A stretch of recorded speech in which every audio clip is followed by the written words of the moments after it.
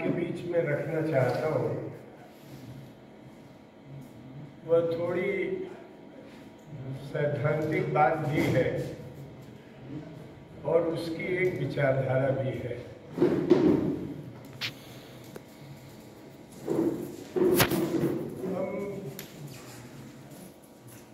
आप जानते हैं 1986 में अरवल बिहार में एक अब तो जिला बन गया, उस समय वह एक ब्लॉक या तहसील था। दलित, पिछड़े, मजदूर, किसान करीब 20 से अधिक लोगों की हत्या हुई और उस हत्या के आतंक में लोग चुप थे। उस समय इंडियन पीपुल्स फ्रंट का मैं राष्ट्रीय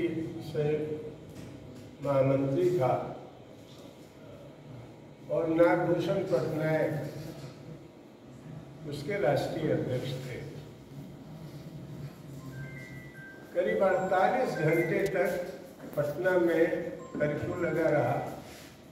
लोग कहाँ छिपे हैं, हम लोगों की खोज में बिहार की पुलिस पूरी तौर पर लगी थी और हम लोग एक वकील साहब के चैम्बर में एक अंडरग्राउंड उनका कमरा था, उसी में हम लोग 48 घंटे से उसी में मौजूद थे। और ये था कि विधानसभा घेरा जाए और विधानसभा घेरने के लिए हम और नागभूषण जी एक रिक्शा पर बैठे। पुलिस को लगा होगा कि भाई ये कौन से नेता होंगे, हम लोग में पैंट शर्ट पहने हुए, दुबला पतला, नागभूषण जी भी उसी ढंग से। हम लोग विधानसभा के सामने पहुंचे। किसी इंटेलिजेंस ने बताया कि यही लोग जा रहे हैं। बहरहाल हजारों की भीड़ थी। कोई पॉलिश कर रहा था, कोई सब्जी बेच रहा था, ढेर सारे छोटे छोटे पटरी पर दुकानदार नुमा लोग बैठे थे। उस घेराव में शरीक होने के लिए जैसे ही पुलिस ने हम लोगों को घेरा, रिक्शे से हम लोग उतरे तो जो सब्जी बेच रहा था, जो दवा बेच रहा था, हजारों की तादाद में सड़क पर लोग आ गए। और उसके बाद हम लोगों ने एक घेरा, दो घेरा तोड़ते हुए तीसरे घेरे पर चारों तरफ से पुलिस ने हमको घेर लिया। बहरहाल उसका केस भी हम लोगों के ऊपर चला और लंबे समय तक चला। मैं कर्पूरी जी का यहाँ जिक्र करना चाहता हूँ। कर्पूरी जी विधानसभा में विपक्ष के नेता थे और उन्होंने इतना तहलका मचाया और बोला कि बिहार का बहुत बड़ा अपमान हुआ। अन्याय के खिलाफ न्याय के लिए कोई लड़ने वाला आदमी आया, नागभूषण पटनायक जैसा आदमी आया, उसके ऊपर लाठीचार्ज हुई, उसको गिरफ्तार कर लिया गया। और उस दिन विधानसभा में उनकी बात को कोई नहीं काट पाया। सरकार भी डर गई, कोर्ट पर भी प्रभाव पड़ा और सरकार कह रही थी कि उन लोगों को जेल भेज दिया गया। उस आंदोलन का इतना प्रभाव हुआ कि मजिस्ट्रेट ने हम लोगों को जमानत दे दी। उधर सरकार कह रही थी कि हम उनको जेल भेज दिए। तो कर्पूरी जी इस तरह के व्यक्तित्व के आदमी थे। बहुत किस्सा मैं नहीं बताऊंगा, अरविंद जी लोग ज़्यादा विस्तार से बताएंगे। लेकिन मैंने सामाजिक न्याय आंदोलन में जितने लोग रहे हैं सबको हमने पढ़ा है। कर्पूरी जी लोहिया जी के साथ बाद में आए, जब दोनों सोशलिस्ट पार्टी का मर्जर हो गया। कर्पूरी जी वो सोशलिस्ट थे जिसके नायक आचार्य नरेंद्र देव थे, जयप्रकाश थे, और वे लोग मार्क्सवादी थे। कम्युनिस्ट पार्टी भारतीय संदर्भ में मार्क्सवाद का प्रयोग नहीं कर रही है। इस बात को लेके आचार्य नरेंद्र देव ने अपनी बात की। वो उस तरह के सोशलिस्ट धारा में बहुत कम लोग जानते हैं कि कर्पूरी जी भी उसी प्रभाव से आए थे। इमरजेंसी के दौरान कर्पूरी जी जब दिल्ली, हमारे मित्र रमाशंकर बताते हैं कि जब दिल्ली में वो पहुंचे, आप जानते हैं कि उनके पास एक जोड़ा कुर्ता पैजामा, धोती और कुर्ता, घर में कोई गाड़ी नहीं, जैसे तैसे मकान। चंद्रशेखर जी चंदा लेके दिए कर्पूरी जी को, जाओ धोती और कुर्ता खरीद। मुख्यमंत्री थे, विधायक थे, जो चाहते वो खरीद लेते। मैं कर्पूरी जी के, अगर हम लोग उनके जन्मदिन पर कुछ सीख सकते हैं, नई पीढ़ी के लड़कों से मैं ये कहना चाहता हूँ, अब वो लड़के नहीं हैं, वो भी अधेड़ हो रहे हैं, कि रातों रात अमीर मत बनिए। जिस समाज से आप आए हैं, उस समाज की कुछ आपको जिम्मेदारी है, उस जिम्मेदारी को पूरा कीजिए। यह एक मसरूम जैसा नेताओं की एक पीढ़ी आई है, जिनको न इतिहास मालूम है, न वो साहित्य में कुछ जानते हैं, न राजनीति में जानते हैं। चुनना आपको है,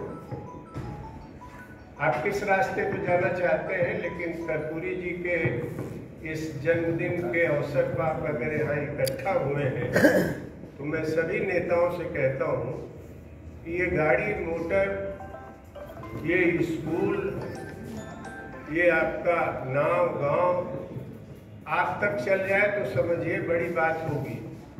ये सब बेटे आपके खा जाएंगे, बर्बाद कर देंगे। लेकिन कर्पूरी के कई पीढ़ियां कर्पूरी जी से सीखती रहेगी और नए नए कर्पूरी नवाज समाज की जिम्मेदारी में खड़े होते रहेंगे। तो मैं साथियों आप लोगों से कहना चाहता हूँ, हम यहाँ सुन रहे हैं, सभी साथियों से मैं कह रहा हूँ, देखिए मैं CPIML में मेरी कोई लड़ाई नहीं थी। कम्युनिस्ट पार्टी का मैं नेता था, अगुवा था, लेकिन मैं CPIML इसलिए छोड़ा, उसका एक बड़ा कारण था कि हमारे देश में सामाजिक सच्चाई हमारी कम्युनिस्ट पार्टियों में नहीं दिखती। और यहाँ मैं मानता हूँ कि लोहिया जी का, जयप्रकाश का, कर्पूरी जी का बहुत बड़ा योगदान है। वो जातिवादी नहीं थे, लोहिया जी कोई जातिवादी नहीं थे, लेकिन उन्होंने भारत की सच्चाई को स्वीकार करते हुए कहा कि हमारा जो संगठन है, इसमें दलित, आदिवासी, पिछड़े, महिला, इनका प्रतिनिधित्व अगर संगठन में नहीं है तो हम समाज में भी नहीं दे सके। हमने साथियों को बहुत समझाया, लेकिन आप जानते हैं हमारे देश में नई बात, नया चलन शुरू करने में बहुत समय लगता है, क्योंकि हमारा पूरा संस्कार ब्राह्मणवादी है, हमारा पूरा संस्कार कर्मकांडी है। नहीं तो 2500 पहले की परंपरा आज भी मरनी करनी हर जगह हम कैसे देखते हैं, कोई बदलाव उसमें नहीं है। अब तो उसमें ये जुड़ गया है, मरनी करनी में हजारों लोगों की भीड़ जो जुटा ले वही बड़ा नेता माना जाता है। अब वे इसकी जड़ें ब्राह्मणवाद में है। ये ब्राह्मण संस्कार है जो हमारे नौजवानों के बीच में, हमारी नई पीढ़ी के नेताओं के बीच में आ गए। क्यों? क्योंकि हम तो एक समृद्ध सभ्यता के लोग थे ना। हमारे देश में ऊपर से नहीं, नीचे से चीजें बनती थी। चीन इसके विपरीत था। चीन में ऊपर से वहां नौकरशाही थी, हमारे देश में नौकरशाही नहीं थी। ये आरएसएस और बीजेपी वाले कहते हैं अखंड भारत। हमारी सभ्यता में अखंड भारत जैसी कोई अवधारणा राजनीतिक थी ही नहीं।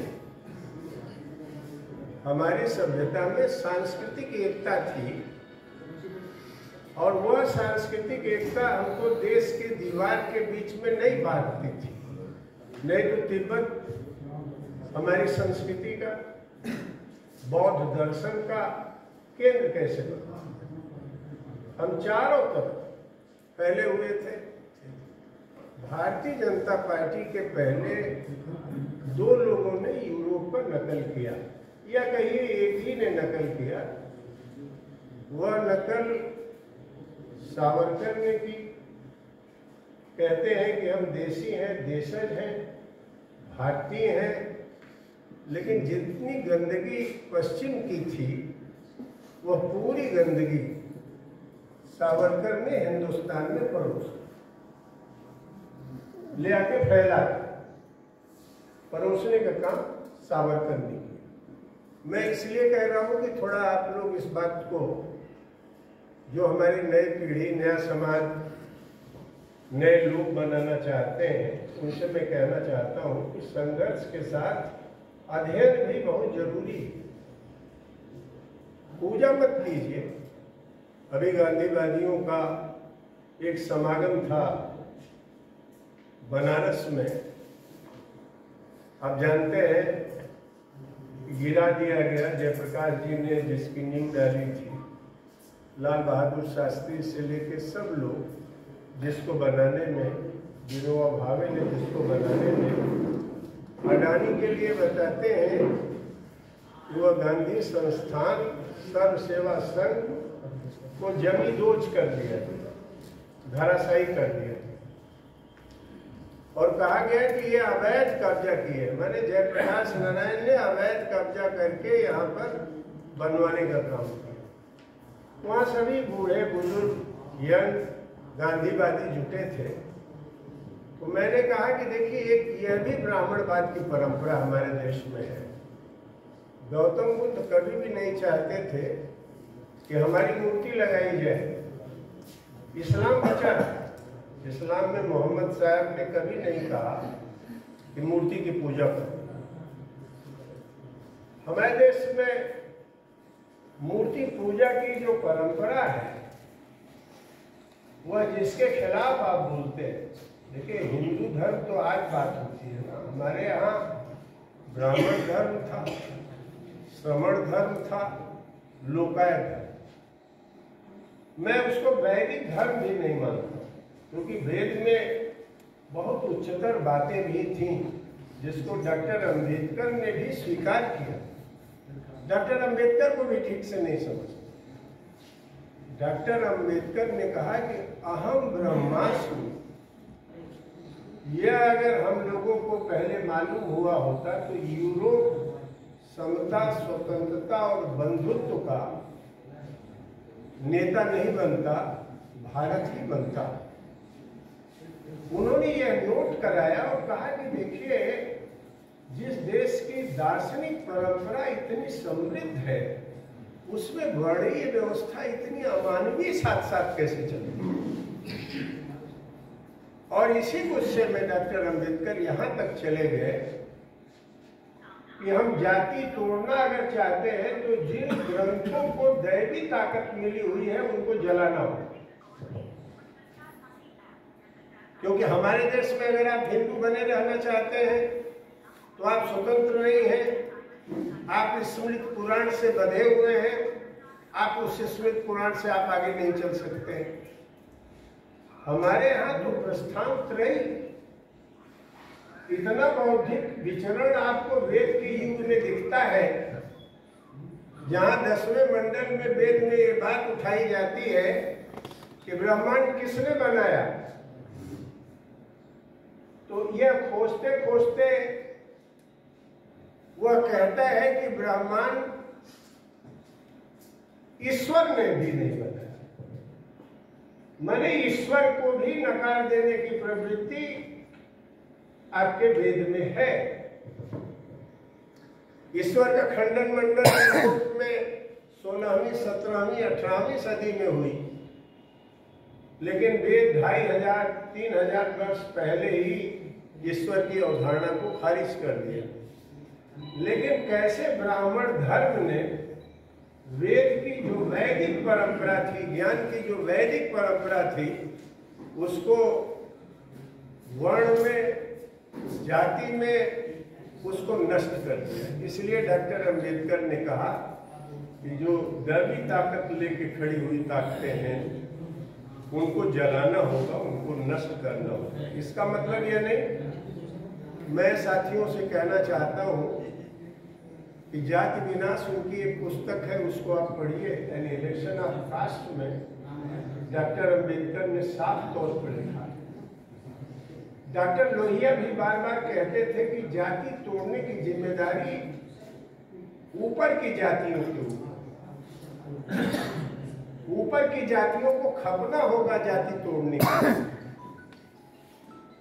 और यह बात डॉक्टर अंबेडकर ने भी लिखा कि ऊपर की जातियों के नौजवानों के ऊपर यह जिम्मेदारी है कि वो जाति जैसी व्यवस्था को तोड़े, क्योंकि ये अमानवीय है, ये मनुष्य के होने को का ही इनकार करते।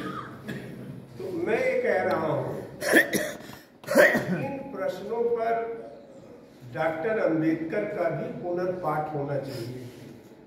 आज दोनों लोगों के लिए हमने श्रद्धांजलि व्यक्त की है। कैसे राजनीति में शुचिता कायम होती है, वह कर्पूरी साहब से आप सीखी। कोई कमी नहीं थी, पैसा जितना चाहते कमा लेते। बात तो वहां जो सामाजिक न्याय की परंपरा हुई तो पैसे कमाना शुरू किया कर्पूरी जी के जमाने में। इसीलिए कर्पूरी के खिलाफ बोलबंदी, जो बाद के सामाजिक न्याय आंदोलन के नेता हुए, मैं नाम नहीं लेना चाहता, वो कर्पूरी जी के खिलाफ हुए। सवर्ण जातियां तो जो विरोध में, सवर्ण में जो सामंती जातियां थीं, जो सामंत थे, कर्पूरी जी का विरोध करते थे।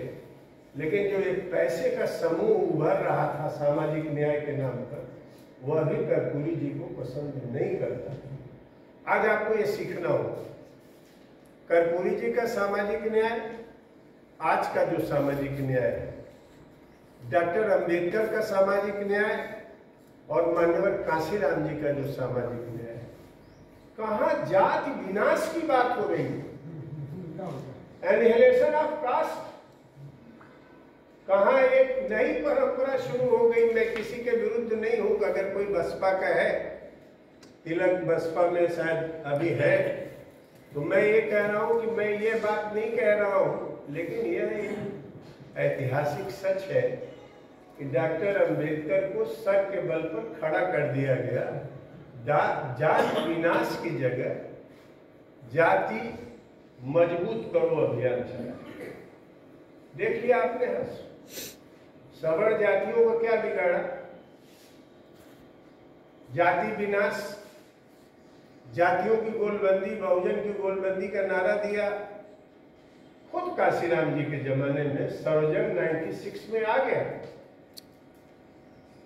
और आज कांशीराम जी ये न करते तो इतनी बड़ी ताकत आज आपके बीच में आरएसएस और बीजेपी न बनती। बड़ी गलतियां हुई। डॉक्टर अंबेडकर पर कोई ठीक शोध भी नहीं हो रहा है। डॉक्टर अंबेडकर ने कहा कि भारतवर्ष में ग्रेडेड इनइक्वालिटी है। ग्रेडेड इनइक्वालिटी माने सीढ़ीनुमा है। हर जाति दूसरे जाति से अपने को आगे समझता है। ऐसे ही हजारों साल से शासन नहीं किया गया। और लोग तो गुलाम बना देते थे, ग्रीक में गुलाम थे, रोमन गुलाम थे, लेकिन हमारे यहाँ गुलाम नहीं बनाया गया। लेकिन गुलामी से ज्यादा खतरनाक पैदा कर दी गई कि जो तुम कर्म किए हो उसका भुगतान तुम्हें करना है, और उसको मानव का दर्जा भी, जो श्रम करते थे उनको मानव का दर्जा भी नहीं दिया गया। इतना बड़ा बौद्धिक काम करके ये तंत्र चलाया गया, ये शासन चलाया। डॉक्टर अंबेडकर दो सवाल पर बहुत स्पष्ट रूप से लिखते हैं कि हमारे यहाँ सीढ़ी नुमा समाज है। नीचे का आदमी ऊपर की सीढ़ी में चढ़ के, वो दरवाजा उसका बंद है, नीचे की जाति का आदमी ऊपर में जाए ये संभव है ही नहीं, क्योंकि सीढ़ी ही हटा दी गई। आप चढ़ेंगे कैसे? तो उन्होंने कहा कि ये जो सीढ़ी नुमा समाज है ये केवल ऊपर में ही नहीं है, हमारे नीचे में भी है। और इस सीढ़ी नुमा समाज को हमको बदलना होगा और जाति का हमको विनाश करना पड़ेगा। जाति के विनाश के लिए उन्होंने दो सूत्र रखे। आज सुप्रीम कोर्ट बहुत वाहवाही ले रहा है कि हमने सब क्लासिफिकेशन कर दिया। मैं आपको बताना चाहता हूं कि डॉक्टर अंबेडकर का सब क्लासिफिकेशन के मामले में क्या कहना है। डॉक्टर अंबेडकर ये बात जानते थे कि सांस्कृतिक और आर्थिक हमारे दलितों में भी पिछड़ापन है,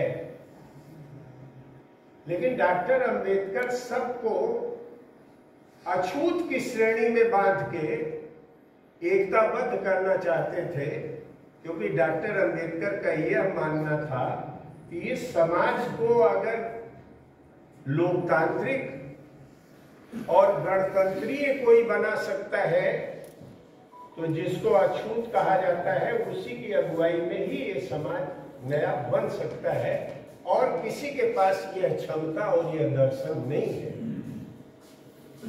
और दूसरा उन्होंने कहा जातियों के अंदर भी असमानता, एक समृद्ध वर्ग बन गया है, एक उसका गरीब वर्ग है। और दूसरी बात उन्होंने कही कि inequality within the caste, inequality with the caste, माने एक जाति दूसरी जाति से भी असमान है। और जिम्मेदारी दिया, महाराष्ट्र में महारों को कहा कि चमार को गोलबंद करो। डॉक्टर अंबेडकर जानते थे, क्योंकि डॉक्टर अंबेडकर तो केवल महार तक ही गोलबंद कर पाए। ये श्रेय जरूर काशीराम को जाता है कि यूपी में चमारों के अंदर उन्होंने एक जाति समृद्धि, एक जाति स्वाभिमान पैदा किया, लेकिन उनका जो सिद्धांत था वो अच्छा सिद्धांत नहीं था। तो मैं ये कहना चाहता हूं कि इन जातियों पर ही तो आज गोलबंदी करके सवर्णों की वजह से थोड़ा ना हिंदुस्तान में शासन कर रही है। हिंदुस्तान शासन किसके बूते कर रहा है? जो गैर चमार दलित जातियां हैं और गैर यादव पिछड़ी जातियां हैं, इन्हीं में से ही वह अपनी ताकत लेता। अगर ये सामाजिक न्याय के लोग, महार जैसे लोग, जाटों जैसे लोग, अति जो पिछड़ी जातियां, गैर दलित जो जातियां उनके पीछे रह गई हैं, उनको अगर गोलबंद कर लिया होगा तो आज डॉक्टर अंबेडकर जिस खतरे से सबको अछूत मान के एकताबद्ध कर रहे थे, तो भाजपा को ताकत नहीं मिलती। यादों के खिलाफ अब पिछड़ों को जो गोलबंदी हो रही है, वह ताकत नहीं मिलती। अब पिछड़ों को भाजपा अपनी तरफ ले जा रही है। इसकी जिम्मेदारी किसकी है? यादव जाति की नहीं है। यादव जाति एक पूरा सत्ता एक परिवार में सिमट जाता है, और इतनी बड़ी आबादी अब पिछड़ों की है, अल्पसंख्यकों की है। आप उनको कोई पसमाना मुसलमानों का है, उनको आप एक परिवार में कितने MP MLA हैं। जब ये भाजपा वाले कहते हैं तो आज पिछड़ी जातियां कहती हैं एकदम सही कह रहा है योगी, एकदम सही कह रहा है मोदी, इन लोगों ने हमारा हक मान लिया। तो मैं पहला काम जो आपसे कहना चाहता हूँ कि कर्पूरी जी, सभी लोग आरक्षण दिए, लेकिन कर्पूरी जी का फार्मूला देखो, उन्होंने पिछड़ों का अलग किया। आज पिछड़ों का ही नहीं अलग किया, जेंडर इक्वालिटी के भी प्रश्न को हल किया, महिलाओं को भी उन्होंने अलग किया। तो आप इंद्रजीत जी अगर यहाँ ये आंदोलन दूसरा चरण सामाजिक न्याय का शुरू करना चाहते हैं, और यही बात हम राहुल गांधी के जो लोग हमसे मिलते हैं, हमारा एक प्रतिनिधि अभी इलाहाबाद मंच पर राहुल गांधी बुलाए थे रोजगार अधिकार अभियान के संदर्भ में, वहां भी बोला कि खाली बार बार संविधान बचाओ बात नहीं बनेगी। बात यह है कि अगर आरक्षण 50% है, इसको बढ़ाओ, लेकिन उस 50% में किसी साथी ने कहा भी अति पिछड़ों का, पसमाना मुसलमानों का, औरतों का कितना हिस्सा उसमें होगा।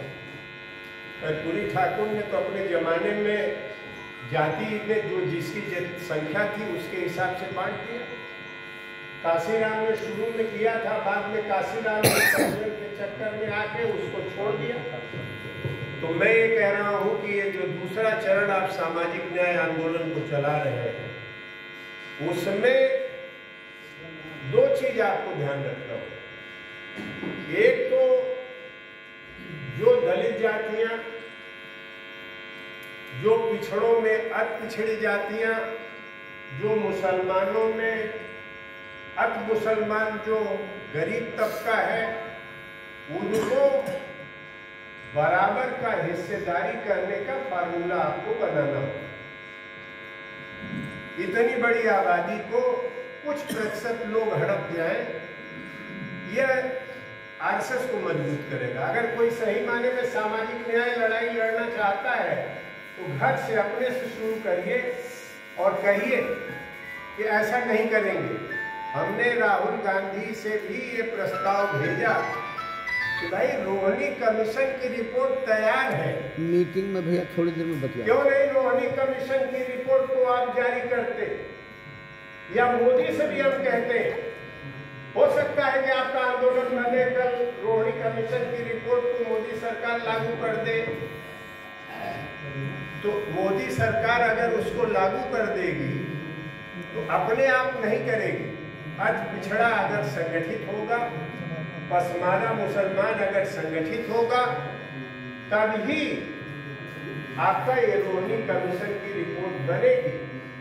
और रोहिणी कमीशन की रिपोर्ट आप अपने एजेंडे में जोड़िए कि वह रिपोर्ट पब्लिक की जाए, और उसमें जिसकी जितनी आबादी है उस आबादी में आप देख लीजिए उसका क्या प्रतिशत बनता है, उतना आप उसको दीजिए। दूसरा मैं सामाजिक न्याय में अरविंद जी बता रहा हूँ, जो सोशलिस्ट आंदोलन की सबसे बड़ी कमजोरी थी, बात तो उस समय लोहिया जी ने भी कहा, समाजवाद कहा। हालांकि हम समाजवाद के दौर में थे नहीं, क्योंकि यूरोप में इंकलाब हो गया था, चीन में इंकलाब हो गया था, तो पूंजीवाद के खिलाफ समाजवाद एक नारा चल गया। अखिलेश भी लाल टोपी लगा के समाजवाद का नारा देते। मेरी कोई शिकायत नहीं, क्योंकि हम भारतीय जनता पार्टी के खिलाफ लड़ रहे हैं, तो कांग्रेस हो अखिलेश हो, जो भी हो, भारतीय जनता पार्टी को हराने के लिए हम उनको मजबूत करने की बात करते हैं। जहां हम, जैसे हमने अभी राबर्ट्सगंज में अपना कैंडिडेट पिछली बार आईपीएस दारापुरी को लड़ाए थे, इस बार हमने नहीं लड़ाया। हमने कहा जो भी 10-15 हजार वोट हम काटते हैं, विपक्ष का वोट कटेगा, हम नहीं लड़ेंगे। लेकिन हमने क्या किया, जैसे दारापुरी को लड़ाया था, लोगों से चंदा लिया, एक एक घर में हम गए और सपा की तरफ से प्रस्ताव आया गाड़ी देने का, पैसा देने का, हमने इनकार कर दिया। हमारे साथियों ने कहा हम आपके पैसे और आपकी गाड़ी और आपकी आम सभा में खड़े होकर आपका समर्थन नहीं करेंगे, क्योंकि नीतियों के मामले में आप भी कोई फर्क नहीं करते। नीति क्या है? देखिए, एक सामाजिक विषमता है हमारे समाज में, उसकी जड़ें ब्राह्मण धर्म में, और दूसरी एक आर्थिक असमानता है हमारे देश में। वो आर्थिक असमानता क्या है, मैं एक उदाहरण से बताना चाहता हूं। मोदी जी ने यह फार्मूला साउथ कोरिया से चुराया। अडानी को जो मजबूत करने का फार्मूला आया वो साउथ कोरिया से। साउथ कोरिया में चाइबोल एक परिवार है, जो परिवार 60% कोरिया की अर्थनीति और आर्थिक संसाधनों पर उसका कब्जा, चाइबोल परिवार का खर्चा है। मोदी ने देखा कि हमको कुछ अलग करना है कांग्रेस से, नीतियां तो वही ले आए जो मनमोहन सिंह ने लागू किया था, तो मोदी जी ने चाइबोल से नकल करके अडानी को देना शुरू कर दिया। अडानी ने, आप जानते हैं पढ़े लिखे लोग जो है, न पढ़े हो तो आजकल सबके घर में मोबाइल है। खाली बिरहा मत सुनिए, खाली कजरी मत सुनिए, खाली फूहड़ बात मत सुनिए। आप जाइए मोबाइल में और देख लीजिए कि 2014 में अडानी के पास कितना पैसा था। 2014 में 50 करोड़ का मालिक अडानी थे, और आज अडानी के पास कितना पैसा है? 14 लाख करोड़ रुपए से ज्यादा।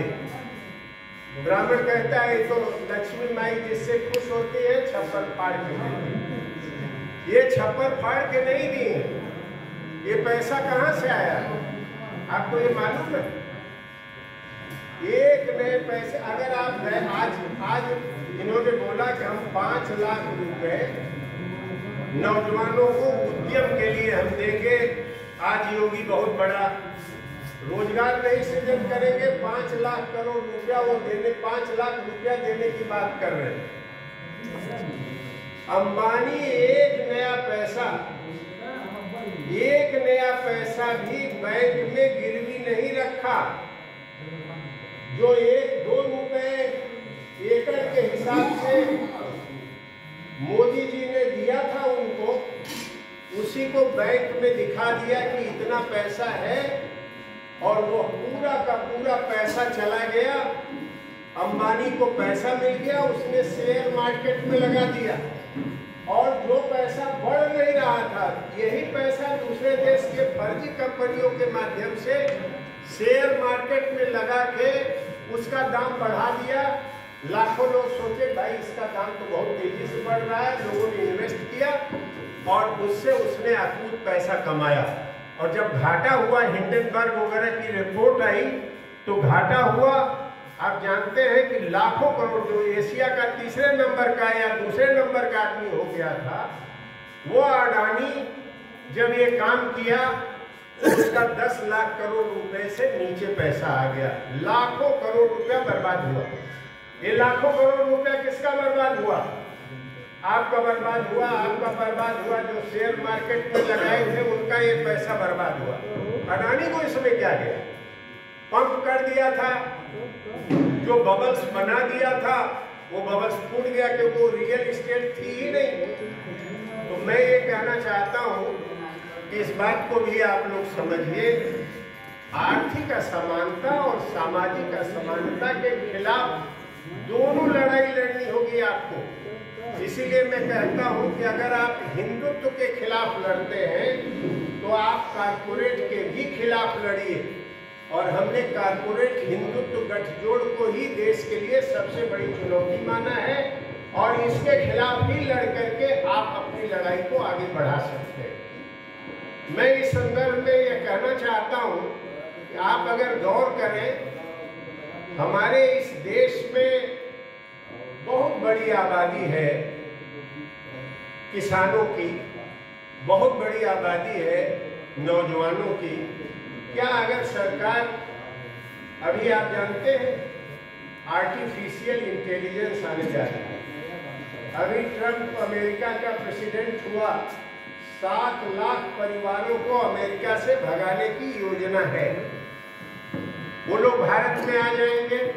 आपको अभी जो 10%, 20% रोजगार मिल रहा है, आने वाले वर्षों में आपको एक भी रोजगार आपको नहीं मिलेगा। इतना बड़ा आपको नुकसान होगा। इसीलिए विस्तार से गए बगैर मैं कहना चाहता हूं कि हमने एक रोजगार अधिकार अभियान, दिल्ली में हमने एक सम्मेलन किया, देश भर के नौजवान आए, तो रोजगार अधिकार अभियान संवाद हमने शुरू किया। उस संवाद में देश भर के लोग हैं, 2 स्तर का हमने संगठन बनाया। जो लोग भी बेकारी से प्रभावित हैं उन लोगों को हमने रोजगार अधिकार अभियान की संचालन समिति में जोड़ा और सलाहकार समिति हमने बनाई, जिस सलाहकार समिति में भारतवर्ष के बड़े अर्थशास्त्री, बड़े कानूनविद, प्रशांत भूषण, प्रभात पटनायक और अरुण कुमार जैसे लोगों को हमने उसमें जोड़ा। और उसी काम के लिए हमने जब ये बात करी है तो हमने उठाया है कि ये जो रोजगार अधिकार अभियान है ये 4 मुद्दों पर लड़ रहा। मैं आप लोगों से कहना चाहता हूँ, ये चारों मुद्दे बड़े वाजिब मुद्दे हैं। ये 4 मुद्दे क्या हैं? 4 मुद्दे हैं कि शिक्षा, स्वास्थ्य, रोजगार की गारंटी करो। सरकार कहेगी कि हमारे पास पैसा नहीं। मैं ये कहना चाहता हूं, अगर तुम बड़े पूंजीपतियों के ब्लैक इकॉनमी पर कंट्रोल कर लो और बड़े पूंजीपतियों को 2% आप वेल्थ टैक्स लगा दो, अभी हमारा जो बजट 48 लाख करोड़ का है वो 98 लाख करोड़ से ज्यादा हो जाएगा। तुम एमएसपी भी दे सकते हो, खेत मजदूरों की मजदूरी भी बढ़ा सकते हो, मनरेगा भी कर सकते हो, और तुम अगर उनको दे दो तो आज जो भी हमारे आंगनबाड़ी में महिलाएं हैं उनको भी वेतन मान दो। केवल पैसा नहीं दोगे, तुम्हारा बाजार 1 पर 3 मुफ्त खरीदो वाला जो चल रहा है, क्योंकि आपके जेब में पैसा ही नहीं। आपके जेब में नहीं पैसा है तो आप खरीदोगे क्या? मोटरसाइकिल की भी खरीद कम हो गई है, गाड़ियों की खरीद कम हो गई है, चौतरफा खरीद में पूरा आपका बाजार डंप पड़ा हुआ है। आपको मालूम है आपके देश का पूंजीपति भारतवर्ष में पैसा नहीं लगा रहा, भाग रहा, कह रहा है कि यहाँ तो मांग ही नहीं है तो हम यहाँ पैसा क्यों लगाएं? हमारे देश से कमाए अडानी अंबानी। अडानी का भी किस्सा आप लोग जान लीजिए। ये कावेरी बेसिन का पूरा गैस मुफ्त में लूट लिया अडानी, और ये कांग्रेस के रिजीम में हुआ, मुफ्त में लूट लिया और गैस का दाम बढ़ा के इतना पैसा कमाया कि अपने बेटे की शादी में लोग जो आंकड़ा निकालते हैं 700 करोड़ रुपए से ज्यादा खर्च किया। इस 700 करोड़ मिलता तो आपका पूर्वांचल, आपका पूरा यूपी माला माल हो जाता। लेकिन हमारे देश में वही ब्राह्मणवादी संस्कृति, अरे पिछले जन्म में बड़ा प्रतापी था इसलिए ये हो रहा है। ये जो प्रतापी है इस पर चोट करिए, कोई प्रतापी नहीं है। ये अर्थशास्त्र के लूट की वजह से अर्थनीति में अपने दबदबा बना के कमा रहे हैं। कोई लक्ष्मी माई आपको ऐसा नहीं कहती कि रातों रात आप करोड़पति हो जाइए और रातों रात लखपति हो जाइए। हाँ, रियल इस्टेट में आप पैसा कमा लीजिए। आप जैसे एक सिपाही 8 करोड़ कमा लिया तो इस तरह के बहुत सारे लोग कमा लेंगे। तो मैं यह कहना चाहता हूँ, आपके 1 करोड़ नौकरियां खाली, 1 करोड़ नौकरियों को भरो। मैं ये बात कहना चाहता हूं कि आप जितने लोग हैं, गरीब हैं, उनको वेतनमान दो। वेतनमान दोगे तो बाजार में पैसा आएगा, पंप होगा। और जो संविधान में लिखा गया है उस संविधान को भी सही ढंग से देखो। उसमें लिखा है कि हर नागरिक को सम्मानजनक जीवन जीने के लिए आपको यह आर्थिक साधन दिया जाएगा जिसमें आप अभाव में नहीं रहिए। यह हमारे संविधान के कॉन्स्टिट्यूएंट असेंबली में, यह हमारे कॉन्स्टिट्यूएंट उसमें असेंबली में चर्चा के बाद डायरेक्टिव प्रिंसिपल में दिया। तो मैं ये कह रहा हूं कि डॉक्टर अंबेडकर को अगर श्रद्धांजलि देनी है तो संविधान में, मैं आपको बता दूं, संविधान के पक्ष में आरएसएस और बीजेपी वाले नहीं ही थे। वो कहते थे कि हमारा एक वैदिक विधान है, मनुस्मृति है, इसी को लाओ। आज तक कहते रहे। अभी भी दुनिया भर के कितने महामंडलेश्वर और कितने शंकराचार्य हैं, आज भी यही कह रहे हैं कि हमारे पास तो एक ऐसे ही संविधान था, मनुस्मृति, नया कहां से लाना है। ये मनुस्मृति या लव्य का मनुस्मृति की आप बात करते हैं, जो दूसरा आपकी स्मृति है, आपका है, उसकी आप चर्चा क्यों नहीं करते? क्योंकि अंग्रेजों ने कहा मुसलमानों के लिए शरीयत और हिंदुओं के लिए मनुस्मृति। अंग्रेजों ने ये जहर आपके बीच में पैदा किया। विभाजन का काम अंग्रेजों के। कभी अंग्रेजों के खिलाफ बोलते हुए आप आरएसएस वालों को सुने हैं? आरएसएस वाले किसको गाली देते हैं? मुसलमान आया, देश को तबाह कर दिया। अरे मूर्खों, मुसलमान के जमाने में जब मुगल आए तो दुनिया की जीडीपी 25% से ज्यादा हमारे देश की थी, और जब अंग्रेज यहां से गए तो हम 1% जीडीपी पर सिकुड़ के रह गए। तो मैं ये बात कहना चाहता हूं, अब संविधान के बारे में भी सुन लीजिए। राहुल गांधी बहुत संविधान की बात करते हैं। मैंने कहा हमारी मजबूरी है। मजबूरी ये है कि हम आरएसएस और बीजेपी को हराना चाहते हैं। उसको हराने के लिए हम अखिलेश को भी करेंगे, कल मायावती भी कहीं जीत रही होगी तो उनको भी करेंगे, हम राहुल गांधी को भी करेंगे। लेकिन ये ज्यादा दिन तक चलेगा नहीं। डॉक्टर अंबेडकर की कितनी बात आपके संविधान सभा में मानी गई? आप लोगों से मैं कहूंगा, अगर जो लोग पढ़े हो उनके लिए मैं नहीं कह रहा हूं। स्टेट एंड माइनॉरिटी किताब लिखी उन्होंने, जो आज है राज्य और अल्पसंख्यक। ये राज्य और अल्पसंख्यक किताब किसने लिखी? डॉक्टर अंबेडकर ने लिखा। और उसमें डॉक्टर अंबेडकर ने क्या कहा? कहा कि कोई निजी संपत्ति इस तरह से नहीं होगी। कहा कि भूमि का राष्ट्रीयकरण करो, भूमि का राष्ट्रीयकरण करके और जितने कल कारखाने हैं सहकारी बनाओ, हर आदमी को ये दो। जो साथी इसको पढ़े हो देख ले डॉक्टर अंबेडकर। तो मैं ये कहना चाहता हूं कि इन्हीं सवालों को ध्यान में रखते हुए मैंने एक राष्ट्रीय स्तर पर सम्मेलन करके रोजगार अधिकार अभियान चलाया, और डॉक्टर अंबेडकर और सुप्रीम कोर्ट के फैसले पर हमने एक फिर राष्ट्रीय सम्मेलन बुलाया, जिसमें यूजीसी के चेयरमैन प्रोफेसर थोरट जैसे लोग भी शरीक हुए। उसमें हमने ये कहा कि दलितों के बीच में लड़ाई नहीं होनी चाहिए, इसका फायदा आरएसएस उठाती है। आपको खंड खंड में बांट करके इसका फायदा उठाएंगे। आप अपने, डॉक्टर अंबेडकर ने कहा सामाजिक अधिकारिता माने सोशल इंटाइटलमेंट, दूसरी तरफ कहा इकोनॉमिक एम्पावरमेंट। और इकोनॉमिक एम्पावरमेंट में डॉक्टर अंबेडकर ने कहा कि आप जमीन का राष्ट्रीयकरण करो, जो खेत जोते उसको खेत दो, मजदूरी सम्मानजनक दो, रोजगार दो, शिक्षा दो। और ये पूरी की पूरी बात डॉक्टर अंबेडकर ने उस पर उठाई।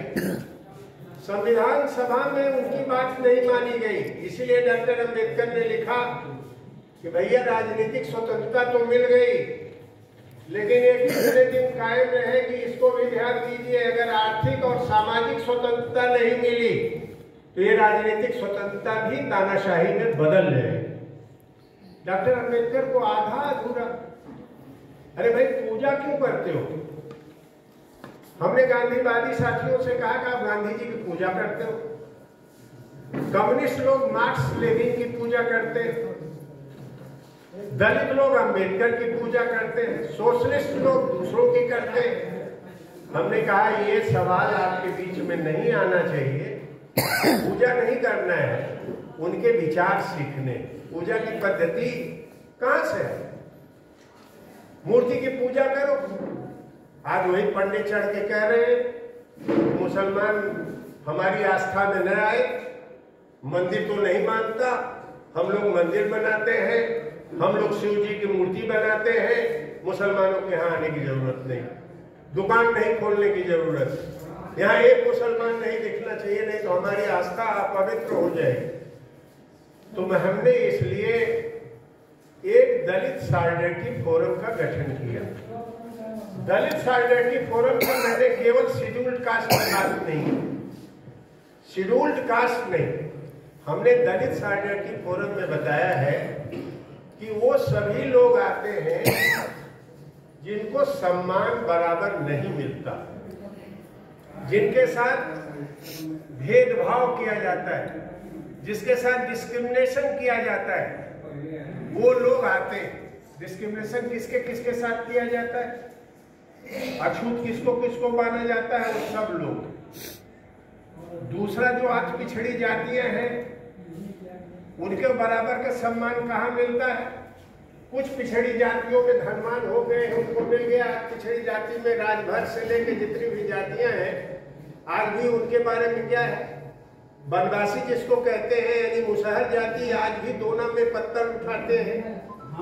ये मुसलमान, सबसे ज्यादा भेदभाव मुसलमानों के साथ होता है। और महिलाएं, 4 कैटेगरी हमने कही दलित सॉलिडरिटी फोरम में। आदिवासी, SC, ST, most backward classes और उसके बाद महिला, ये 5 तबकों को लेकर हमको दलित फोरम बनाना है। दलित फोरम क्या करेगा इस पर भी मैं कह दूं, विवाद नहीं होनी चाहिए, इस पर समझ लें लोग। मेरा कहना है कि अगर इन 5 तबकों को हमने गोलबंद नहीं किया तो हिंदुस्तान में ब्राह्मण राज कायम हो जाएगा हिंदू राज के नाम पर। और हम ब्राह्मण जाति के विरुद्ध नहीं है, ब्राह्मण लड़के भी शहादत देते हैं समाज बदलने के लिए, राजपूत भी देते हैं। मैं किसी जाति के विरुद्ध नहीं हूं, लेकिन एक कूपमंडूक समाज हमारा बनाया जाएगा जिसमें हमारी तकनीकी और विज्ञान नहीं बढ़ेगा। मैंने चाइबोल को बोला, अडानी हमारे देश में कोई तकनीक नहीं विकसित किया, कोई पूंजी नहीं निर्मित किया, उसने हमारी ही पूंजी लूटा। लेकिन चाइबोल को जाके कोरिया में अध्ययन कीजिए उसकी अर्थव्यवस्था को, तो उसने उस अर्थव्यवस्था में कम से कम तकनीकी के क्षेत्र में कोरिया को नंबर है। सैमसंग वगैरह जो आप देखते हैं किसका है? ये कोरिया का ही। तो मैं कह रहा हूँ तकनीकी के क्षेत्र में और पूंजी के क्षेत्र में कोरिया दुनिया में बहुत ताकतवर है। हमारे यहाँ बाहर से हम पैसा न ले तो हमारा काम न चले, हम दूसरी की तकनीकी पे चलते हैं। ब्राह्मण पहले क्या करता था? वेद वाक्य में केवल मंत्र सुनाता था। आज क्या हो रहा है? हमको कोई तकनीक नहीं देता, कोई अमेरिका, कोई यूरोप हमको तकनीक नहीं देता। चीन अगर तकनीक देना चाहता है तो उससे हम हरदम लड़ाई करते हैं, जबकि व्यापार में चीन पूरा कब्जा कर लिया है हिंदुस्तान। हर छोटी बड़ी चीज चीन की हिंदुस्तान में कब्जे में। तो मैं जो आपका ये चंदौली में आप लोग शुरू कर रहे हैं रोजगार अधिकार अभियान के सलाहकार समिति के लिए संयोजन की जिम्मेदारी मैं अरविंद जी को या अरविंद जी के राय से जिनको वो देना चाहे, एक टीम बनारस में बनाई जाए जो पूरे पूर्वांचल, खासतौर पर गोरखपुर देवरिया छोड़ दीजिए तो बलिया से लेकर मिर्जापुर तक को वो गोलबंद करे। और जैसे यहाँ आप गोष्ठी कर रहे हैं आपके आदर में कर्पूरी ठाकुर के, वैसे ही पूरे जोन में, पूरे क्षेत्र में करें। और दूसरा, मैं इसमें कोई आरएसएस और भाजपा को छोड़ के कोई किसी भी पार्टी का हो, हम उसके विरोधी नहीं हैं। आप सपा के हो, आप कांग्रेस के हो, आप बसपा के हो, किसी के भी हो, अगर इन मुद्दों पे एक साथ चल सकते हैं तो एक साथ चलिए। दूसरा, हम एक दलित फोरम की जिम्मेदारी इंद्रजीत शर्मा जी को देना चाहते हैं, या इंद्रजीत शर्मा जी इसको बताएं, ये 5 ताकतों को अपने साथ जोड़ के आंदोलन के लिए खड़े होइए। मैं आपका पूरा सम्मान करता हूं आपके भाषण का कि जेल चलो। देखिए, जेल तो हम लोग बहुत गए हैं, लड़ाइयाँ लड़ी हैं, हर तरह की लड़ाई लड़ी है। आज जेल से ज्यादा जरूरी हो गया है कि जनता से संवाद कायम किया जाए। ये जब से मोबाइल आ गया, टीवी आ गई, हमने गांधीवादी साथियों से भी कहा कि 5-10 लोग शहीद भी हो जाए, उससे क्या बदलाव। कितने लोग मारे जा रहे हैं, कितने लोग मर रहे हैं। हम लोग भी जेल में, हमारे कई मित्र, कोई मुकदमा उनके ऊपर नहीं। डॉक्टर अंबेडकर के पौत्र, जिन्होंने उनकी पौत्री से शादी की और उसी मकान में महाराष्ट्र में बॉम्बे में रहते हैं, जो जहां डॉक्टर अंबेडकर रहते थे, बिना मतलब कर ले जाके जेल में डाल दिया। आज हालत यह है कि हिंदुस्तान में आइकोनोक्लास्ट जैसी किताब, जो अंबेडकर के क्रिटिक लिखता है, वो आदमी जो MBA का बहुत बड़ा प्रोफेसर था, उसको आपने जेल में डाल दिया। और उसके पक्ष में एक शब्द मायावती जी ने नहीं बोला, उसके पक्ष में एक शब्द अखिलेश नहीं बोले। और ये सामाजिक न्याय का इतना बड़ा सैद्धांतिक आदमी जेल में किसी तरह से उसकी जमानत हुई। एक तो ईसाई था, जेल में ही वो मर गया। ऐसे ही जैसे बाबा है वैसे ही ईसाइयत करता था, उससे कोई राजनीति से मतलब नहीं थी, यही झारखंड का, वो भी बेचारा मर गया। तो मैं ये कह रहा हूँ कि इन प्रश्नों को देखने के लिए एक नई दृष्टि की भी जरूरत है। अभी हम संवाद कायम करके एक राय बना लें और इतनी ताकत बना ले कि इनके जेल में रखने की ताकत न रह जाए। इतनी ताकत हमको गांव-गांव, घर-घर जाकर पैदा कर। तो मैं इन्हीं सवालों के साथ फिर से ये कहना चाहता हूँ कि कर्पूरी ठाकुर जी आज भी प्रासंगिक हैं और प्रस्ताव लिया जाए इंद्रजीत जी कि उनके जन्मदिन के अवसर पर सामाजिक न्याय के लिए हम एक प्रस्ताव ले रहे हैं कि रोहिणी कमीशन की जो रिपोर्ट भाजपा दबा के रखी है, उसको तत्काल घोषित किया जाए, ताकि जो सामाजिक न्याय में विभाजन पैदा करके मोदी फायदा उठा रहे हैं, आरएसएस फायदा उठा रहा है, वह न बना सके। तो रोहिणी कमीशन की रिपोर्ट आ जाएगी तो वैसे ही आपको वो मिलेगा जैसे आपको कर्पूरी ठाकुर के फार्मूले में मिला। और अंतिम बात मैं ये कहना चाहता हूँ कि देखिए, निराश होने की जगह नहीं है। हम किसी जाति ईर्ष्या की राजनीति नहीं करते, ईर्ष्या हम नहीं कह रहे हैं। जो भी हमारे आंदोलन का समर्थन करे, हम उसके साथ काम करने के लिए तैयार हैं। तो मैं इन्हीं सवालों पर आप लोगों से अनुरोध करना चाहता हूँ, ईर्ष्या और जलन की नहीं। हम संरचना की राजनीति करें, जनता को हम गोलबंद करें, और अगर ये काम हम कर ले जाएंगे तो जैसा जोको कह रहे हैं कि चंदौली एक मसाल बनेगा, चंदौली एक मिसाल भी बनेगी। तो इस मिसाल को चंदौली से आप लोग शुरू कर रहे हैं, इसके लिए आप लोगों को बहुत बहुत धन्यवाद। और जहां भी हमारी जरूरत होगी हम आपके साथ शरीक होंगे, आपके साथ